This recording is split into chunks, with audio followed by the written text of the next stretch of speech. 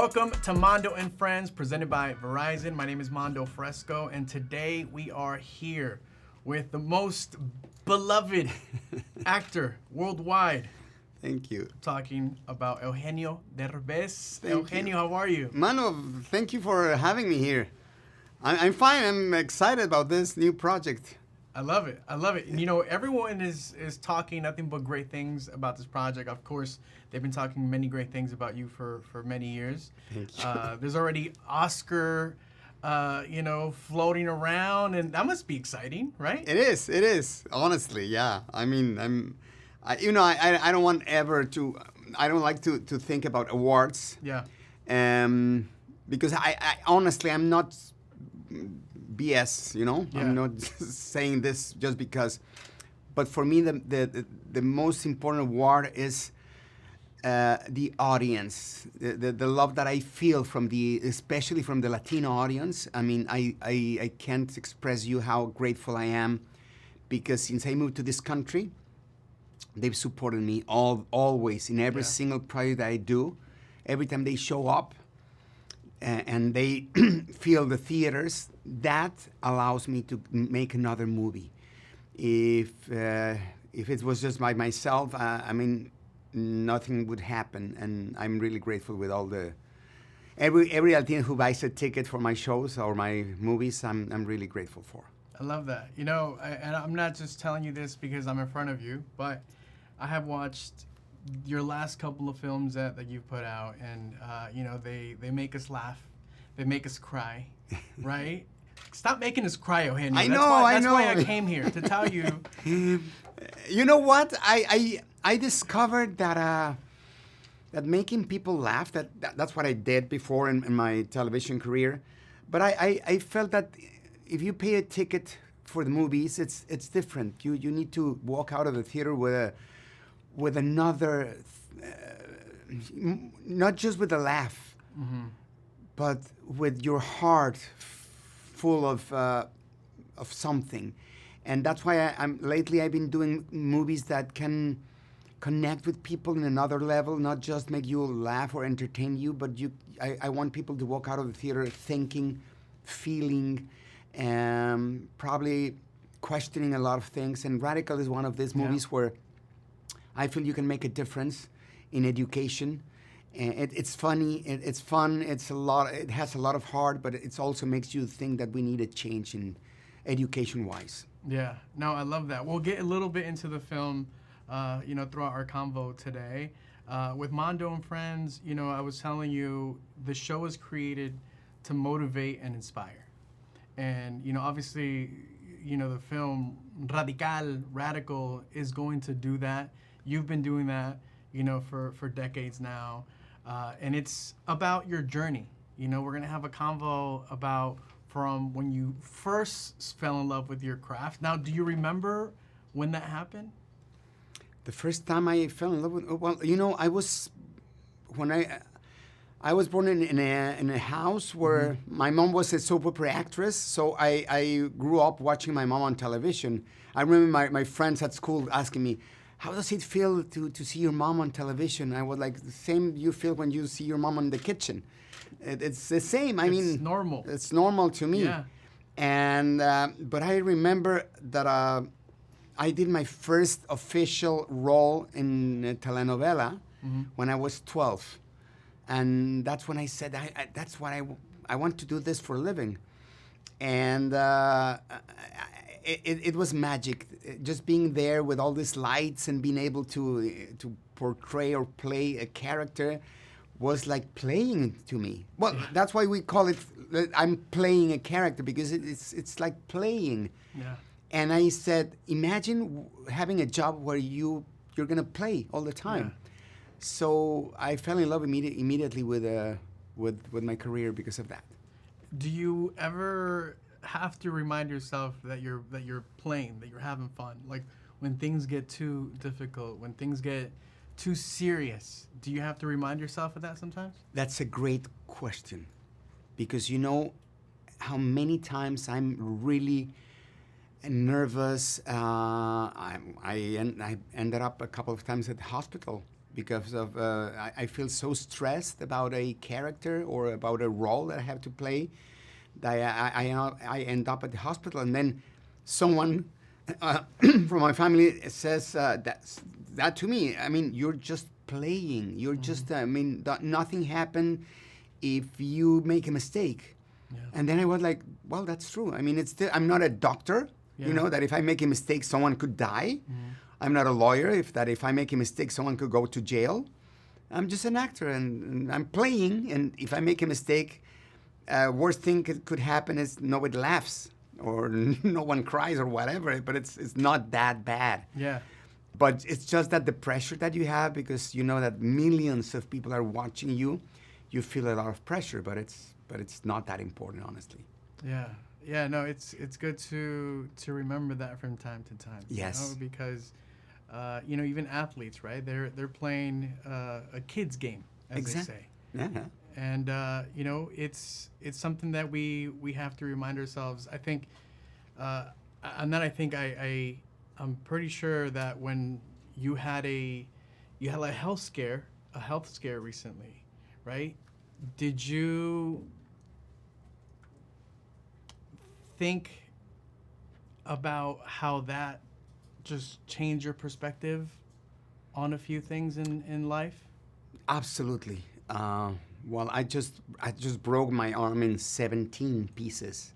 That's very unusual. The doctor told me I haven't seen this in a while. It's very rare that someone broke his shoulder in 17 pieces. I heard you won the Guinness World Record for that. It's the most pieces anyone's ever broken their arm. And I was just playing. Everyone's like, "What? It was a car accident, or what were you doing?" I was like, "No, I was just playing virtual reality." Yeah, that's it. But for some reason, when I was falling, I was not aware that I was falling. So when I hit the floor, my muscles were too loose, and so the damage was huge.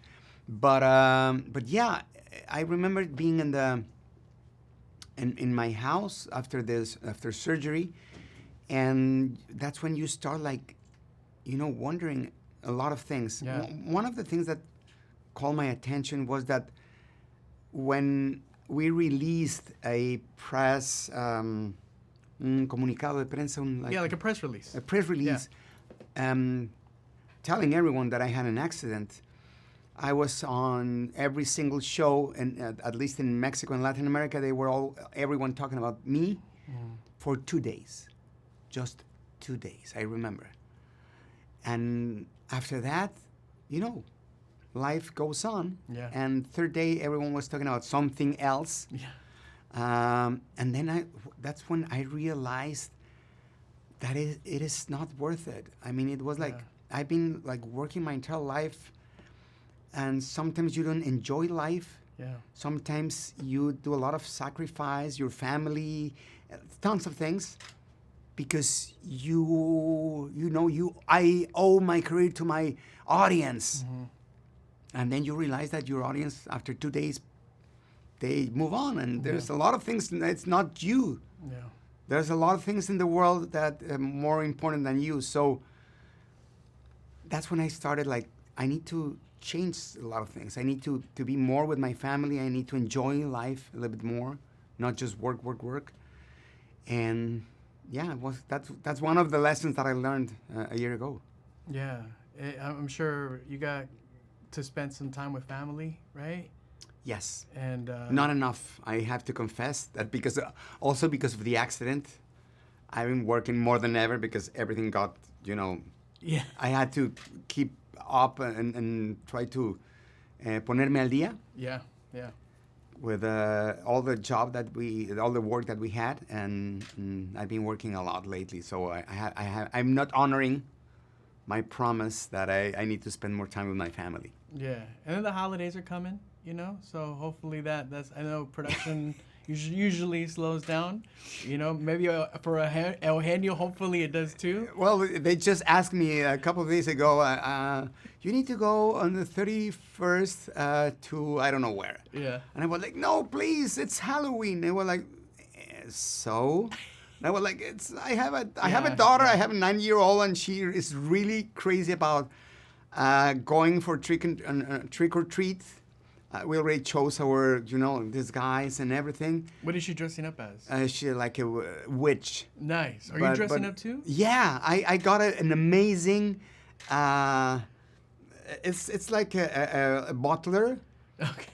It's like this kind of disguise where it's two people in one. You know what I mean? It's like so there's an extension with another guy. So it seems like he's holding my head. Okay. And my head is floating. It's like a very special effect. I love that. Yeah, So I'm really excited about wearing my costume. I love that. Hey, Mando here. Right now, you can have everything you want on the network you really want. Introducing my plan. Get exactly what you want, only pay for what you need, starting at just $30 per line per month for 4 unlimited lines with autopay plus taxes and fees. From there, you decide exactly what goes in and what stays out of your plan. So you pay for what you want. Head over to Verizon.com/Mando right now. You said Verizon.com/Mando, right? Yeah, Verizon.com/Mando, but we're still shooting the commercial. Oh, I'm sorry. No, you're good, man. Get exactly what you want, only pay for what you need, starting at $30 per line. All right, let me help you out. All right, so you go here. You know, you do a lot of things with family. You know, we all know how special it is, and as a Latino, as a Mexicano, you know, we know that our family is so special to us. What does family mean to you? Everything. And let me tell you something. I always knew that, but not exactly. I didn't appreciate how important was my family because I had a wrong idea. And let me tell you why I'm saying this. When I became a father when I was really young, and I remember that I missed a lot of important moments of my kids' lives. Like graduations or birthday parties. And it was because I was working so hard. Yeah. And I always thought I was doing the right thing because I was trying to build something for them, or I was trying to work more to be able to buy them a better house, Yeah. or a better car or a better whatever. Mm-hmm. And then I learned that nothing is more important than time with them, than being with them. And I learned this in a very sad way because when I was finally able, after many, many years, I was able to buy a nice house. It was probably too late. And they were like, yeah, they enjoyed the house for a couple of days? And that's it. And then they were like, oh, it's a nice house, but I got to go with my friends. Yeah. And I didn't create probably a strong connection because during a lot of years I was not there because I was working. And then I knew, because I talked to them and they were really sad about, that birthday that I missed or that special occasion that I missed. And then I saw another video where I saw 2 kids playing in a small, tiny, very humble, no, it wasn't even a house. It was like una choza, Algo chiquito, yeah. Algo something chiquito. small, yeah. And they were playing and jumping in a bed, and they were so happy with their father. Yeah.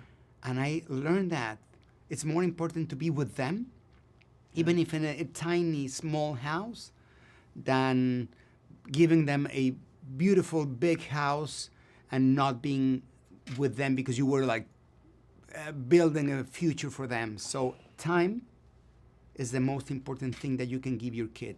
Not a car, not a house, not money, time.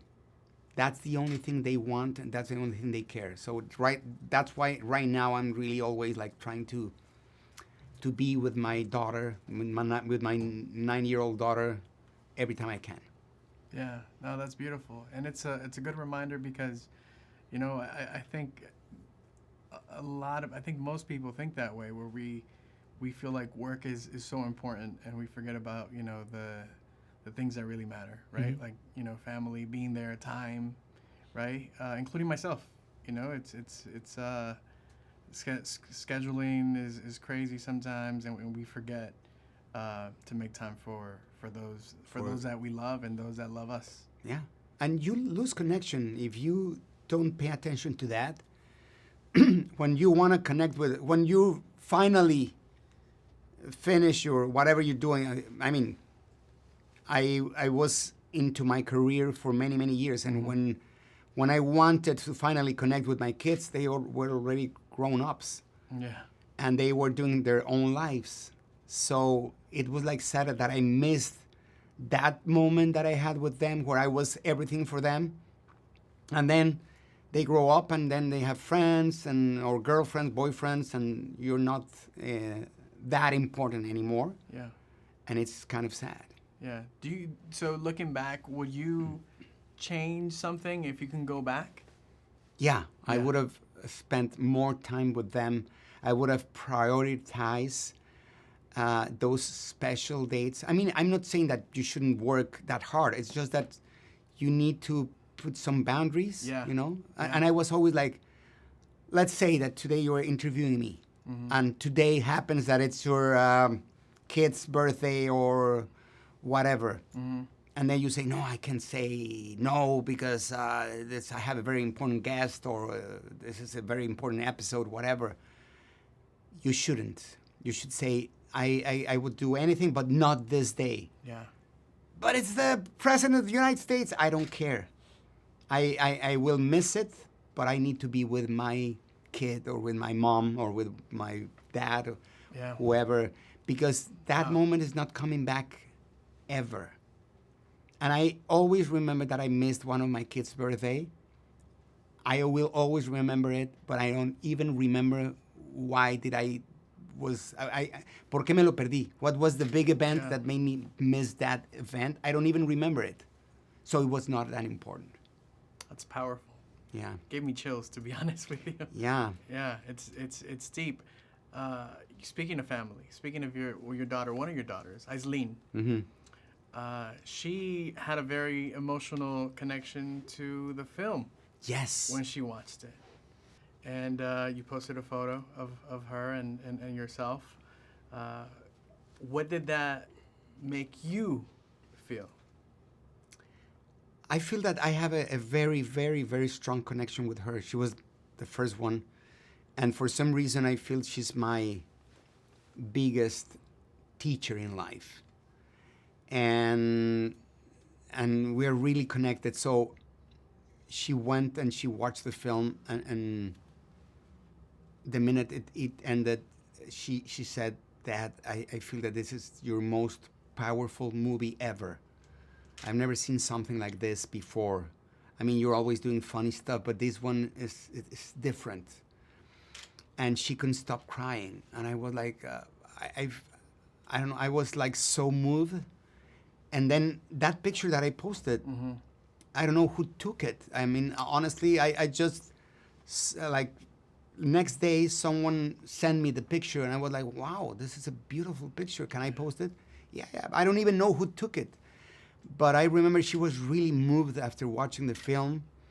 And I said, this is the best publicity that you can do. I mean, really, this movie has been touching people's heart in a very different way. I don't know exactly what happens, but I can tell. Every screening, at the end, people walk out of the theater very moved, touched, thinking. They laugh, they cry, they get angry. It's like a roller coaster of emotions. It's a beautiful film. Yeah. No, that's such a special thing because a lot of films you are entertained by, but very few films you connect to. Right? And I mean, there's a number of films now that you have a special connection with. Are you at this point in your career? Are you picking and choosing your scripts, films that you're a part of? That's a great question. I feel that it's so important to know which project you need to choose well. to have a Selective. to be very selective. And I started realizing that making people laugh was not enough. And it was let me tell you an anecdote. I went with my friends to watch, this was years ago before Instruction Not Included. And we were watching a Hollywood comedy. And they were laughing so bad. They were cracking up. And when we walked out of the theater, somebody called them and they were like, how's the movie? And they were like, it's good. And I was like shocked. And I was like, what are you talking about? Good? I mean, you were cracking up. You were really laughing. And they were like, oh, well, yeah, it was funny. But it was like, like, meh. Mm-hmm. So I was shocked. I was like, I hope never any of my movies makes that to anyone. I want really to take the movie to your house and not forget about the movie in the parking lot. Yeah. So that's when I started like realizing that you need to put some heart and some emotional ingredients in the movie. And that's when I started doing movies like Instructions Not Included, and then Miracles from Heaven, Coda, Radical, The Valet, all these movies that you laugh a lot, but you also feel something. Yeah. It comes with something else, not just laugh.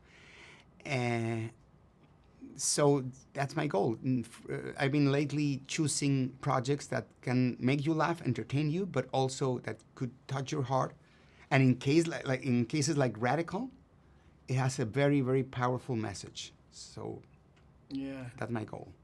I wanna share something with you. So it's been maybe 10 years since I have been here where we're shooting in the beautiful Four Seasons in Los Angeles. I used to do press junkets where we had 5 minutes, 3-minute interviews. I sat in this chair and then I was out. Today, having this conversation, stepping onto this floor, stepping into this building is kind of a full circle moment with me, because now we're shooting our show of Mando and Friends, and I'm having this conversation with you. So this is a very special moment for myself and our team. When it comes to a full circle moment, I feel like you creating films in Spanish is also a deep connection for you. Did you feel that with Radical or Radical? Absolutely. And let me tell you why. I've been working in Spanish my whole life. Until 9.5 years ago when I moved to this country. And then I said to my business partner, we started a company 9.5 years ago, and he was like, well, after Instruction Not Included, let's do more movies like that in Spanish. And we're like, I want to start doing things in English. And it was a challenge to me because English is not my first language, as you can tell. No, pero hablas muy bien. No, me cuesta trabajo. It's hard for me, but so I've been learning every single day. I swear, every single day I'm Googling words and pronunciation and everything. So it's been a real challenge, the language to me. But I started working in English since 2014. Mm-hmm. And then Radical is my first movie in Spanish after 9.5 years. After Instructions Not Included, it was a bilingual film, but it was basically in Spanish. Mm-hmm. And this is the first one in Spanish. So it's like, again, this circle, I feel I'm going back to my roots. Yeah. And I feel comfortable, I feel weird, but I feel more connected with this film to who I really am. So I'm very excited about people, what are they going to feel, what are they going to think after watching Radical. Eugenio, what would you say is your favorite thing about what you do? Touching hearts. And every time I screen a movie especially now, it's happening now with Radical. They are always like, we're going to do a screening. Do you want to leave? And I was like, no, I want to stay. But you've watched the film many, many times. And I was like, yeah, but I love watching people reacting to the film. I remember that I was like probably 10 or 11 when I saw for first time a film that shocked me.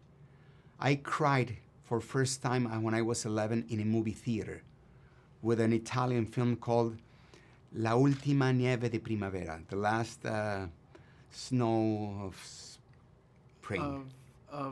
Spring. Of spring, something like that. So, and I was crying so bad. Yeah. And that day, I told my mom, this is what I want to do. I want to be a storyteller. I want to provoke what I'm feeling right now.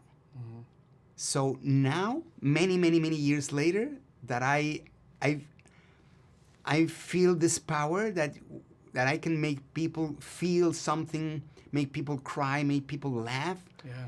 I feel so blessed, and you feel so powerful when you're able to entertain and make people cry and laugh at the same time. That's my favorite moment in life. I feel really, really happy and blessed to be able to do that. What would you say is the most challenging part of what you do? To reinventarte. Sí. To try not to be the same always, to try to go in a different direction. That's why Radical, I think Radical, it's a radical change in my career. I'm usually a comedian, I do funny stuff, and this is my first dramatic role starring in a movie. So, but I like that. I am always trying to make something different, because I don't want people to say, another Eugenio Derbez movie. I'm always like looking for something different. Right. And for me, that's the hardest thing, trying to reinvent myself in every project. You know, for someone like yourself that has accomplished so much in your career, and you continue to reinvent yourself, what would you say is what makes you get out of bed every morning, Eugenio? Aside from going on set, making films, and that, but what really gets you up?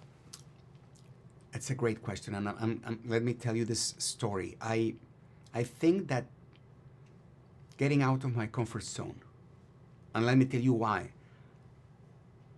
I was in Mexico 10 years ago, and I was the king in my kingdom. I had my own show, my own TV show with the best ratings, the highest ratings in Mexico. I was working for Televisa, the most important network in Latin America.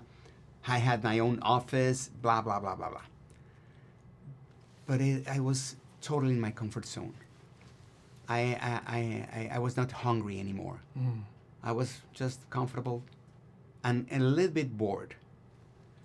And then one day, Instruction Not Included comes out, breaks all the records, and then there's a chance to move on, and my agents were like, it's now or never, come to the US.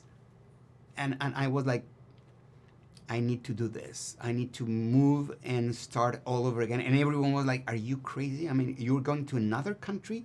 Are you going to leave everything behind?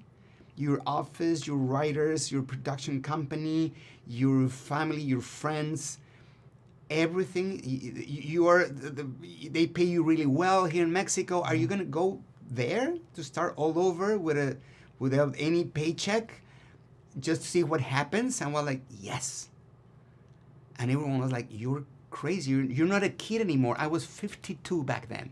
Wow. 52. And I said, I want to do this. You took the leap. I took a leap of faith. Yeah. And I did it.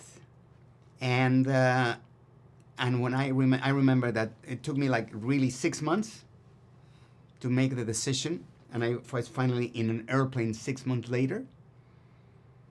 And every morning, I wake up. I'm telling you right now, since the minute I arrived to this country until now, every single morning, I wake up with fear. And then let me tell you what I'm talking about. I'm afraid every single day that I have a meeting in English. English is not my first language, so I don't know anyone. They say names in the meetings. I don't know who they're talking about. It's really scary to me, but every single day I'm like starting all over. I feel like I'm 17. I was like, oh my God, I have a meeting at Universal Studios, at Sony. So it's exciting. Yeah. I feel again like alive. It's like, oh, I have a meeting with important people. I don't know even the language. I don't know, but I need to volverme a ganar un lugar. You know, Yeah. I need to again to like demonstrate that I'm able to do this. So I feel like I'm 17 again. I feel that I need to work hard to show them who I am again at my age. And I need to learn English every single day. I need to learn acting again because it's not the same thing acting in Spanish that acting in English. So I'm taking acting lessons now at this stage in my life. I'm learning English, blah, blah, blah, blah, blah. Yeah. The thing is that I feel like I'm 17. I'm hungry again. And that's what wakes me up every single day, wanting to conquer the world. Because I am out of my comfort zone. Si me hubiera quedado en México, Sí. I would be there still in Mexico doing my Familia Peluche or one of my shows. Yeah. And probably, temporada 85. Yeah. No? And bored season 100 and bored doing the same thing. So I feel alive that I moved on out of my comfort zone. Very surprising to hear for me because surprising and not, because I've had conversations where you think, oh, someone like yourself again who's established, right, wouldn't blink an eye or think twice about, I'm walking into this meeting, I'm confident, been here, done that. But like for you to say that I still get nervous and it's still a challenge, and I show up every single day, that's special. It's almost like you never stop growing. Exactly. You never stop learning. Exactly. You don't reach at least for yourself, right? You don't reach a destination. No. What's next? My favorite quote is, "The joy is in the journey." Absolutely. And I am enjoying the journey every single day. Even when I told you, even when I'm fearful, every single day I'm like, I tell my wife, oh my God, today I have a very important meeting. Or I'm doing this scene in English with this actor that I really admire a lot. So it's in Mexico, I know everyone. I feel comfortable. Everyone respects me. Here, it's like starting all over again. That's why I feel hungry, and I need to be the best version of myself, because I'm in a new country, in a new language. I'm always like studying, preparing myself. So it's really refreshing, and that's why I feel young again. Honestly. Yeah, no, that's awesome. So you talk about you're trying your very best to represent for yourself, but I also feel you're a very proud Mexicano. Mm-hmm. You're a very proud Latino, and do you have that in the back of your mind, or even in the forefront of, I want to represent for our people, for our gente? Absolutely, and let me tell you that was I promised myself that if I could change the way they portray us in a Hollywood screen, I would do it. And I remember that when I started trying to cross over, like 17, 18 years ago, that was the first time I started trying to cross over. Being a Latino was like not a good thing. Mm. It was like, it's Latino. It was like una desventaja. instead of an advantage. And Right. and I was like, I was dealing with being a Latino. Yeah. Now it's different. Now it's like, it's good because estás de moda, no? Yeah. It's like trendy. Oh, I'm Latino. But I always struggled because every time, I was telling you before we started the interview, that I was always coming to this country to pitch something and they were like, yeah, thank you, but it's too Mexican. Yeah. And I was like, but we've been watching Hollywood movies that are too American and we love them. Probably, if you give it a try, you would love a story about a Latino as much as we enjoy a story about an American. Right. There's nothing more American than Apollo 13. Yeah. You know? And Yeah. in Latin America, we don't know a rocket. Or stories like Erin Brockovich with Julia Roberts. Mm-hmm. It's really American and very specific. And we loved it because it's a very nice story. So I was always like, why you don't want to listen to our stories? There are many, many interesting stories about Latinos that you can learn from, but there was no chance. So I promised myself, if one day I can tell our own stories and portray Latinos in a different way, not just like, because they were always calling me for gang members, narcos, Yeah. or, drug dealers. And I was like, we are more than that. I know. Yeah. There are many, but we're more than that. We're Yeah. also successful people, good people. So I promised myself, and I've been doing that. Every time I have a film, I try to portray a Latino in a positive way, like in Miracles from Heaven, like in Coda, and now with Radical, where I play a teacher. Mm-hmm. It's a good human being, and it's a true story. So that's what I've been doing lately with my company, trying to portray Latinos in a positive way. Yeah, no, and that's beautiful to see, and it's needed. And I myself thank you for that, and waving the not just the Mexican flag, but just waving Latinidad, Exactly. right, in the forefront. And you've probably heard this many times, Eugenio, but you are a prime example of all the great things that we are and can be. Oh, thank you. And let me tell you, that I like that you said I'm not. When I'm in the U.S., I don't like to call myself a Mexican, because I learned that in this country there are so many. If you go into a kitchen, that I constantly go into the kitchens in every single restaurant, I see people from everywhere, like from El Salvador, Guatemala, Ecuador, Peru, Puerto Rico, everywhere. Yeah. So, and they're like brothers all together, cooking and playing, and I learned that Latinos, we're like one single race, like one single brotherhood. Interconnected. For sure, yeah. So every time I hear in the U.S., I don't consider I'm Mexican anymore. I'm like Latino, like all of them. So I think we need to get together and fight together for something. All of us, when we move to this country, we stop being Mexicans or Puerto Rican. We're just one single, brotherhood. In good times and bad times. Yeah, exactly. Right? We gotta come together. Exactly.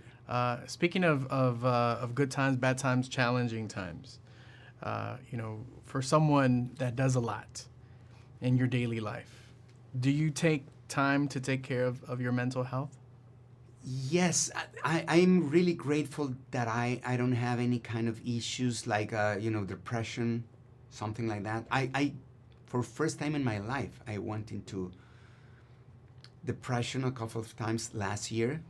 One was when I was shooting Radical, because it was the first time I went through drama for 2 months in a row. I was not used to it. I'm always joking, and when I was shooting Radical in this environment that it's really, really hostile and violent, I felt for the first time depressed, and then when I broke my shoulder in 17 pieces, I was like depressed. I thought I was probably gonna lose the arm or something. So I remember that I felt how important it is to take care of your mental health. Mm-hmm. It's more important than anything else. I mean, you could have any kind of illness, then and my shoulder, whatever, my foot, my stomach, whatever. But mental health is even more important. It's everything. It's your computer. Yeah. Your brain, your mind is your computer. It's the machine that moves everything else. So we need to take care of it. Yeah. How do you do that? What helps you? I'm always, first of all, I realize that you need to be happy with what you are doing. Sometimes you get depressed when you're not in the right position. Yeah. I know a lot of people that are working in the wrong place. Mm-hmm. Sometimes you feel that my dad was a doctor, and so I'm a doctor too, but I love singing. Well, quit being a doctor and go sing. Mm-hmm. And because if you work 18 hours a day in something that you don't love, you are not going to flourish. You're not going to grow ever, and you're going to be unhappy. If singing makes you happy, go quit and start. If you love cooking, if you love whatever, do what you love. And you're going to start like flourishing. Vas a empezar a florecer, Yeah. you know? So I've learned that. First of all, you need to be where you belong. If not, you're not going to succeed in life. Speaking about what you love, outside of your craft, what do you love? What do you like to do? I love nature, first of all. Every time I feel a little bit sad, Yeah. I need to go hiking or hug a tree or just be in contact with nature. Yeah. And that helps me so bad. I mean, I go to the beach. That makes me happy. And then sports. I don't drink. I don't smoke. I'm kind of a healthy person. And I love playing paddle tennis. That is a very popular sport in Mexico, Argentina, and Spain. Paddle tennis. It's like a pickleball, Okay. Yeah. but slightly different. Okay. I love that. It's my favorite sport. I'm the happiest person when I'm playing paddle. And but it's basically sport and nature and family. Being with my family gives me, again, like energy to go back to work. Yeah. I've heard you're a soccer fan. I am, but I love playing football. I'm the worst player in the world, but I love it. But I love it. yeah, no tan bueno, no un Messi, pero le gusta. No soy Messi, soy muy malo, pero I love it. I just I see a ball and I need to kick it. Yeah. Yeah, but I'm not good at it, honestly. Yeah, you know, when it comes to the body, you know, it's just so important for us to keep the mental and physical, you know, in a good place. And when it comes to being in a good place in today, with social media being in the forefront, bullying, and it's so easy for people to just type whatever they want with no repercussions, right? How do you deal with all that? That's a good question. You know, I've been noticing, especially comedians. Yeah. Every time you want to make a joke, I mean, it's like I feel that I'm putting my life in risk. Back then, when I was doing my TV shows, it was so simple to make a joke about anything. Nowadays, it's complicated. You can make a joke about anything right now because everyone gets offended. Canceled. And right? canceled. Yeah. So I was, last week, I was like thinking about that because I give an opinion and they were like really like crushing me. And I was like, wait, this is the generation where you can say anything because it's not correct, you know. Politically correct. Politically correct. You should respect everyone. Cut to, I give an opinion and they crush me. So I was like, wait. So I cannot talk anything about anyone, but if I have an opinion, everyone attacks me and could cancel me just by giving my opinion. it's crazy. Yeah. Back then, you could say, I think blah blah blah, and everyone was like, oh, he's crazy, or I agree, or I something, agree, yeah. or not, and that's it. Nowadays, you can lose your job. Really, you can lose your job. You can get canceled. You can just get insulted, like by millions of people, just because you give an opinion. Right. Or what happens often too is something is posted out of context. Exactly. That happened to me like recently.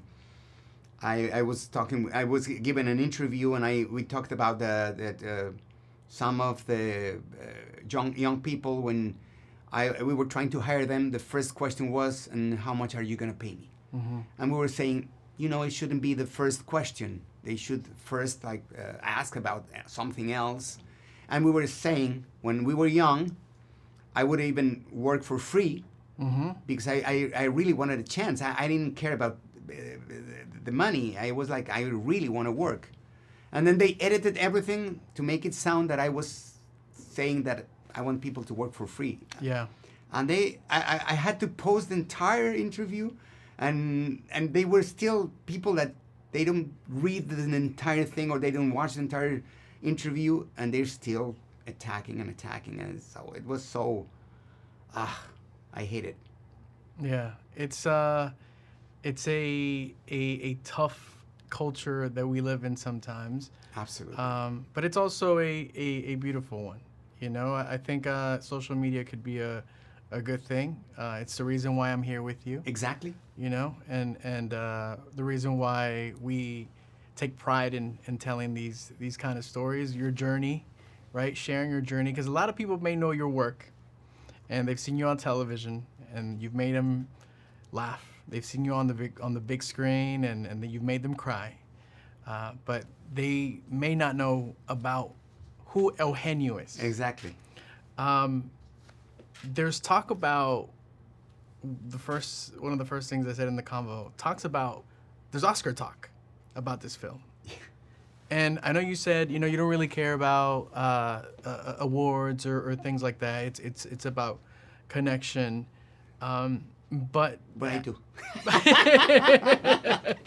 yeah. Oh, that's what you say, but you always have this hope that hopefully, yeah. Yeah, but of course. but give me 3, right? Exactly. I don't care, but yes, give me 3. Exactly.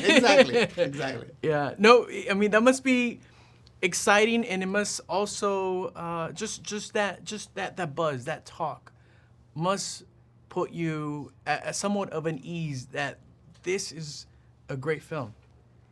Yeah, honestly, it's been a surprise. When we were shooting this film, we always thought it was going to be just a small, independent. It was like our like a candy, Like, let's do this movie. I don't know, probably to go to a festival, to do something deeper. But we never thought it was going to be like a commercial hit, honestly. And then when the movie was finished and we started screening it at Sundance, that's the first time we screened the movie, we were shocked when we saw the reaction of the audience. And we realized that we had a very powerful and very different movie than the one we thought. And then that's when we started like, wow, probably we should release it in a commercial way, in a bigger way, because it is worth it. And then we started watching how people walk out of the theater after watching the movie, and we were like, we need to show this. This movie can change a lot of minds and can change probably education, not just in Mexico, but in many parts of the world, hopefully. Yeah. I love how you have connected with the individuals that are in this, that are the story was inspired by these individuals. I know it's Sergio Juarez. Sergio Juarez, and his student, her alumna, Paloma Noyola, right? I think that's so awesome how you have brought them to also shine as this film is glowing. I love that. I love that they're characters that are, real. They exist. Yeah. They went to the premiere. They watched their own story on a screen, and they were like really happy and shocked. And we were able to talk to them to be very accurate. So what you are watching in the film, it's a real story, supervised by them. I mean, we were always like asking them. We want to be accurate. We want to be. We don't want to exaggerate anything. I want to know. I was asking Sergio. I want to know how did you connect? How do you connected with the kids? So everything you watch in the movie, it's real. Wow, I didn't know that. I didn't know you had them sort of as a consulting kind of. Yes. Right? Yeah. Yes, because I mean, if they're alive, I should ask them how it was, how it really happened. Yeah. And actually, we invited them, both of them, to set to go watch how we were shooting the movie. And I was like always worried about, Sergio, how am I doing? Am I, portraying you in the right way? And he was like, yeah, that's the way I was. It was very emotional, honestly. I love that. I wish you so much success with Radical, and continued success overall, Eugenio. Thank you, Mando. Before I let you go, I have Rapid Fire with Eugenio Derbez. God, okay. And if you answer wrong, yeah, as I told you, it's an ejector seat. It goes right up. The ceiling opens, so beware. Good. I'm scared, but excited. Favorite food dish? Tacos ¿De qué? de al pastor con queso. Se llaman gringas. Gringas. It's in Mexico. You ask for a gringa. It's like a taco al pastor with cheese, melted cheese. Oh my God. Love that. Best singer of all time? Oh my God, you're gonna make fun of me. Barry Manilow. Everyone is slow. I love Barry Manilow. I love him so bad, and my family's always making fun of me. I love that. A mí me contaron que te gusta el rap poquito, so I'm gonna ask you, your favorite rapper, English or Spanish? Wait, the previous question, Alessandra Rosaldo too, my wife. Oh, okay. She's gonna kill me if I. Yeah, we'll make this edit. Best singer. Can we make this edit? Yeah. We're gonna. Oh, can we? Yeah, okay. So my best favorite singer is Alessandra Rosaldo. There you go. And then Barry Manilow. And then Barry Manilow. Yeah. So, do you have a favorite rapper? Eminem. I guess. Oh, okay. Yeah. I like that. Yeah. I like that. Last question: salsa roja or salsa verde? Salsa verde. Always. Tomatillo, the real tomato. Oh my God. Yeah. This like sour flavor that it has. Tomatillo, salsa verde with a lot of picante. Okay. Just a little bit, because if it's too hot, you lose the taste. It should be like just a little to like the sting, but just a little bit. But salsa verde always. It's a little more flavorful. Yes. The right? other is just tomato with something. But tomatillo, the real, the green one, oh my God. It's easier on the stomach. I have acid reflux, I have to share. And I can't have too spicy. I could have salsa verde though. Well, salsa verde, I'm same as you. But you can eat salsa verde with no chili at all. Like just salsa verde without any chile serrano, just the salsa? No, I can have any salsa verde. But the roja always gets to me. It just doesn't do my stomach Exactly. right. No, the verde is always the best thing ever. Yeah. We're going to have the red salsa community come after you. I know. So be careful. I know. I'm salsa verde team, sorry. Lastly, a nickname of yours that no one really knows about. Oh my God. Well, and at school they used to call me Dumbo. Because I had big ears. I mean, for some reason, when I was a kid, my ears were humongous. My head was little. And they used to call me Dumbo when I was at school. And my sister also at home. And they were always like, teasing me and bullying me with Dumbo. I love that. So I say this respectfully. Dumbo, thank you for coming to Mando and Friends. Thank you, Mando. Thank you so much, Eugenio. A and pleasure. Thank you so much for watching and listening to Mando and Friends presented by Verizon.